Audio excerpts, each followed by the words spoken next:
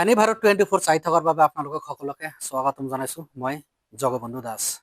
মই এই মুহূৰ্তত উপস্থিত আছোঁ।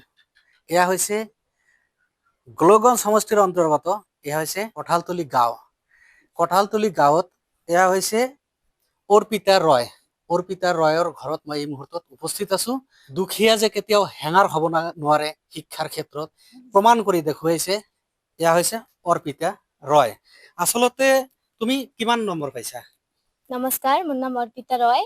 মই এইবাৰ হায়াৰ ছেকেণ্ডাৰী পৰীক্ষাত 91% পাই উত্তীৰ্ণ হৈছোঁ। কোনখন স্কুলৰ পৰা তুমি? শিলাভদ্ৰ একাডেমী হালাগুৰাত। যেহেতু তুমি দুখীয়া ঘৰৰ ছোৱালী হয়, এই বিষয়ে কি ক'বা? কেনেকৈ তুমি এই অধ্যয়ন কৰিছিলা? মই যে পঢ়িছোঁ তাতে বহুতে ছাৰহঁতেও সহায় কৰিছে। হয় ঘৰৰ পৰা বহুতো সহায় কৰিছে। হয় হয় হয়। দেউতাক আছে নে? নাই। কিমান বছৰ আগত ঢুকাইছে?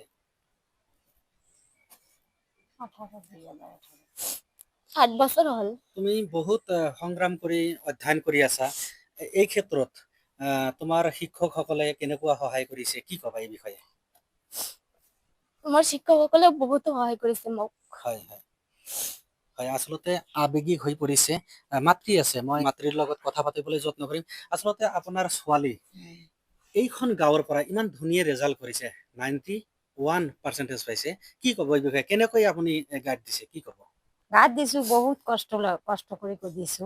মোৰতো মানে পিছফালে এজনো নাই, মই অকলেই মানে চেষ্টা কৰি মানে কৰিছো। প্ৰাইভেট স্কুলত মই প্ৰাইভেট স্কুলত কাম কৰি আছো আৰু অলপ চলপ মানে আছে খেতি বাতি কৰি মানে ছোৱালীটোক। আৰু বহুত মানে ছাৰহঁতেও মোক বহুতো সহায় কৰিছে।